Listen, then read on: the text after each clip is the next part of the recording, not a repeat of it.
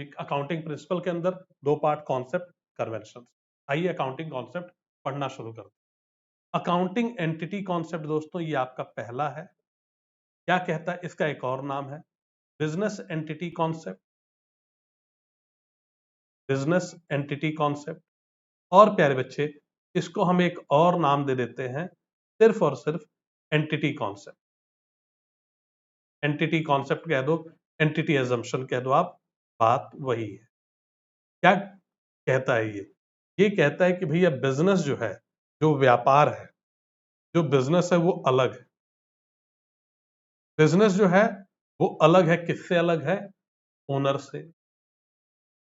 Business अलग है owner से, बात समझ रहे हो? जैसे बेटा बड़ा हो गया, अब कह रहा पिताजी मेरा तुमसे कोई मतलब नहीं, ये वैसा कुछ हिसाब किताब। अच्छा, बिजनेस मान लीजिए बिजनेस उधार ले रखा है बिजनेस में, मतलब बिजनेस आपकी एक दुकान है, आपने उधार ले रखा था 10 लाख रुपए का, किससे?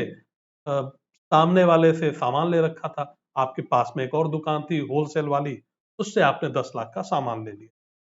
अब आप पैसे दे नहीं रहे 6 महीने से, तो क्या वो आपके बिजनेस पे मतलब आए ताला तोड़ के कब्जा कर सकता है? नहीं कर सकता। मतलब बिजनेस अलग, और बिजनेस में जिसने उधार दिया है वो अलग है। जो उधार देगा उसको हम क्रेडिटर बोलेंगे। क्या बोलेंगे? क्रेडिटर बोलेंगे।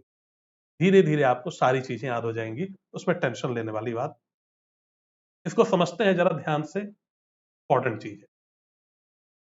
जो बिजनेस है, बिजनेस तो आप ऐसे देखें कि मुकेश अंबानी साहब है, ठीक है, आप पहुंच गए, आपसे उनकी दोस्ती हो गई, उन्होंने कहा ठीक है आओ मैं तुम्हें कुछ तोहफा वगैरह देना चाहता हूं। पहुंचे और उन्होंने कहा ये एक काम करो, कैशियर को बुलाया, इनको 2 करोड़ रुपए दे दो। ठीक, क्या कैशियर आपको ये पैसे दे सकता है? बिल्कुल दे सकता है। लेकिन कैशियर जैसे ही पैसे देगा, तुरंत पूछ लेगा मुकेश अंबानी साहब से कि साहब किस बात के हम इनको पैसे दे रहे हैं। नहीं सर, उसकी हिम्मत नहीं हो सकती। भाई अगर नहीं पूछेगा ना, अगर अंबानी आज जितने बड़े हैं, तो इसका मतलब इनका कैशियर उनसे पूछ लेता है। अगर नहीं पूछता तो बिजनेस अब तक बंद हो गया होता। ठीक, अच्छा तो पूछेगा, हाँ जी सर किस चीज? तो अंबानी साहब कहेंगे मेरे दोस्त हैं। अगर उन्होंने ऐसा बोला कि मेरे दोस्त हैं, तो वो कैशियर जो 2 करोड़ रुपया रिलायंस इंडस्ट्रीज से निकला है, 2 करोड़ रुपया, वो तुरंत इनके ऊपर डाल देगा, मुकेश अंबानी साहब के ऊपर, इनके ऊपर चढ़ा देगा कि मुकेश अंबानी साहब बिजनेस से 2 करोड़ ले गए। बात समझ में आ रही है? मतलब ऐसा नहीं है कि जो मन करे वो करो।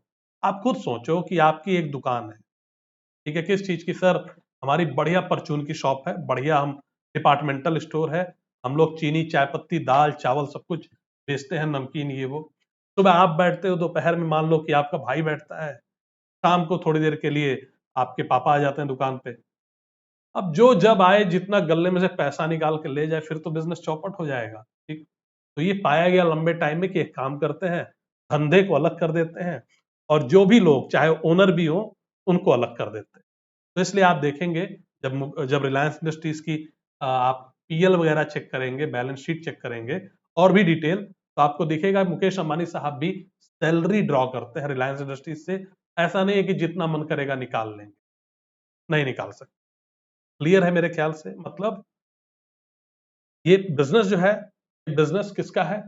बिजनेस हो गया भैया जो भी ओनर है इसके, वो अलग है, बिजनेस अलग है। जिसने उधार दिया है, क्या वो कब्जा कर सकता है बिजनेस पे? नहीं भाई, उसका फिर लीगल तरीका है। आपने सुना होगा कि जब जैसे विजय माल्या साहब खोजे जा रहे हैं, या नीरव मोदी मोदी साहब को सरकार लाने के चक्कर में है, उनकी प्रॉपर्टी सीज कर देती हैं, बैंक्स अटैच करती हैं, तो उसकी पूरी एक लीगल प्रक्रिया है। आप कोर्ट जाते हैं, कोर्ट ऑर्डर देता है, ऐसे नहीं कि आज हुआ और कल आप कब्जा कर लेंगे। ठीक, तो पूरा उसका एक सेटअप। आई होप ये वाला कॉन्सेप्ट आपको पूरा क्लियर है। काउंटिंग एंटिटी कॉन्सेप्ट, बिजनेस अलग, और बिजनेस से रिलेटेड जितने भी लोग हैं सारे अलग।